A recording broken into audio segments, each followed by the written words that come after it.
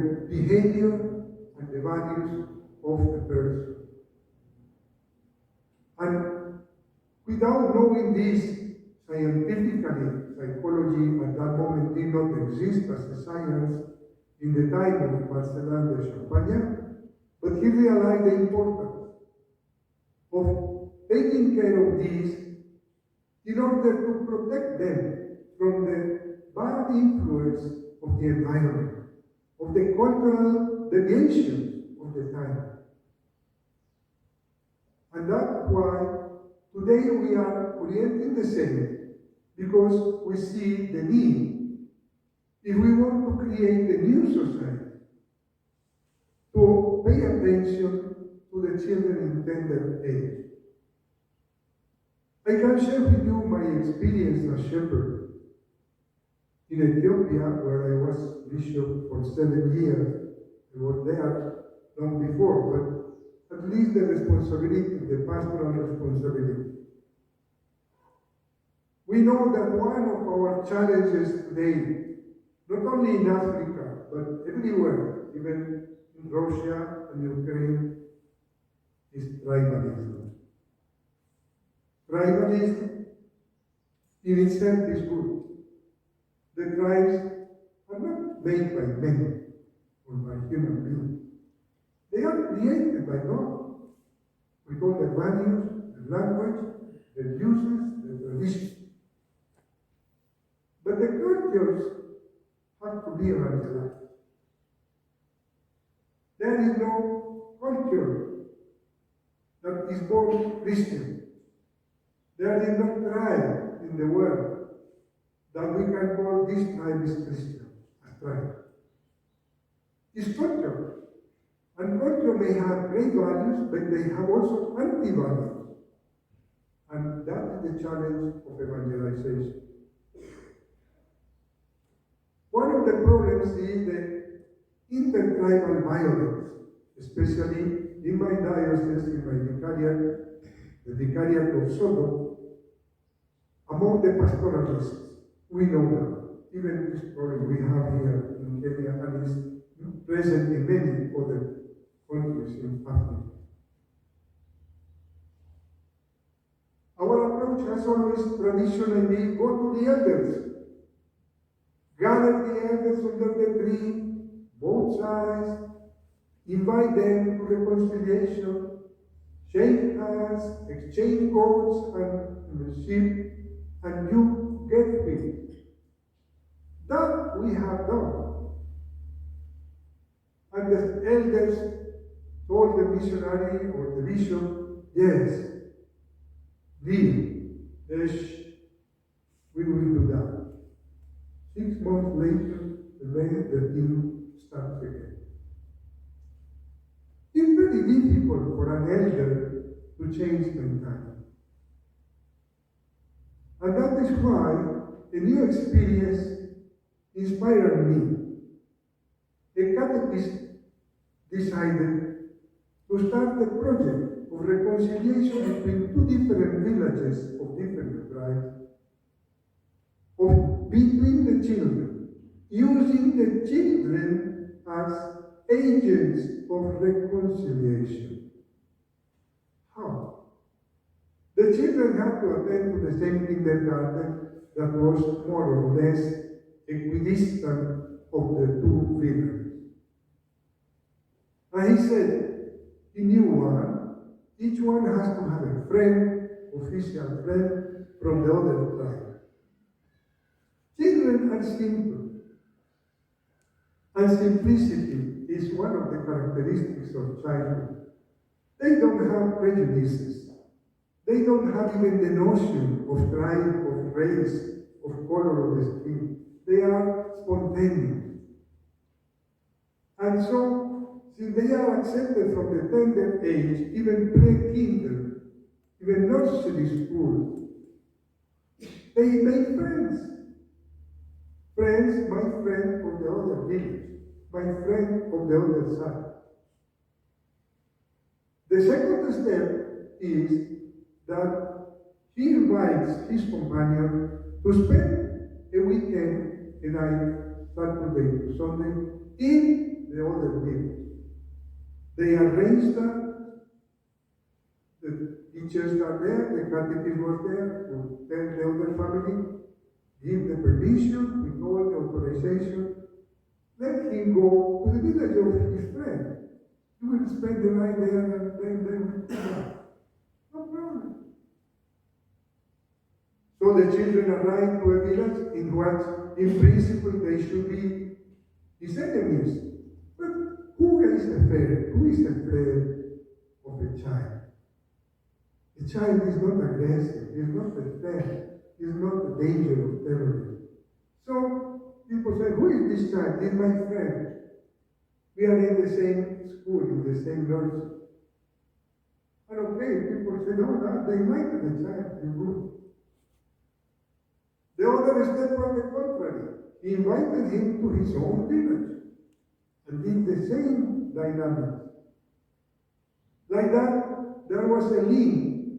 They knew after 2 or 3 times of doing that, that was normal to accept the child because he's the friend of our child in both villages. Became a good step when there was a newborn sheep that the child brought as a gift to the family of the other child. And the same was done in return. And that became like a great step in the development between the two families. So that was the occasion of contact between elders of the two families. I am the brother, the father of the friend of your child. That was the gift. They accepted the gift, they created the link, and later on, little by little, the prejudice, those are bad, those are enemies, those are liars, those are killing, those are violent, all those prejudices start being calmed down. Because the children were a clear sign that that was not necessarily true. The catechist was very clever because here I have described the case of one child, but he chose 30 children from the same village, doing the same thing in the same period of time. So it was a merging of villages, in some occasions in weekends, to pass together. And it was a social event, of course. They knew these are the children, friends of our children in the school. They are visiting us, we have to treat them well, on both sides. Later on, the families were invited to visit the other family, the adult, the mother, the father, the uncle. And they did the same, accompanied always by the child. In that, he succeeded. The reconciliation between two concrete communities of different tribal belonging through the simplicity of the children. And we realize that if the children had not had the occasion of doing this, if they had remained at home until the age of 10, 12, to start their education, when they will come to the school, they will be already brainwashed by the adults. Because we discovered that the virus, the origin of the virus of tribalism was in the head and in the heart of the elders. This is the point. But then they are the last one to receive the benefit and to say, okay, they are doing like that, they get along, they don't kill each other, they are the friends of our children. They have to admit that. So that is why I say that the insight of Marcellin de Champagnat, in a moment of crisis for the society, after the French Revolution, in which many priests and sisters were killed, in which the foundation of a new family had to take care very, very simple, in a simple way, and with a kind of very secular appearance, because the persecution, the anti-clerical complex was very strong.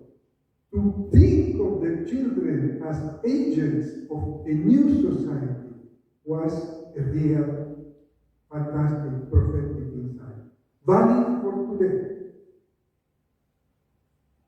His insight is not out of date. It's inspiring all the Mary's brothers here present, and their spirituality and their pastoral faith. And for that we have to give thanks to God. God says these kinds of people, the saints in history, to enlighten us, to be for us sources of inspiration. And reading something before coming to this Mass today, reading something in our library in one casa about the life of Marcellin de Champagnat, I found very interesting the 5 principles, the 5 pillars of the spirituality of Marcellin de Champagnat. The first one, he calls it presence, to be present. And that is, presence is a clear pastoral attitude. It's true, today we have Zoom. Today we have the mobile phones. But that is not a substitute for presence. We have to be present to our people. Present among the people with whom we work. Present in the parishes, present in the health institutions, present in our educational institutions. Nothing can make a substitute for our lack of presence. But it's not just the presence physical, to be there, but it's a presence that is dynamic, because he insisted with the motto, lead with your example. Lead with your example. Your presence is an example. It's a dynamic presence. You evangelize with being present. And that, if we don't evangelize with our presence, all our instructions may be useless, or maybe even contradicting our presence, our life. That is the first pillar of the spirituality of Marcellin de Champagnat.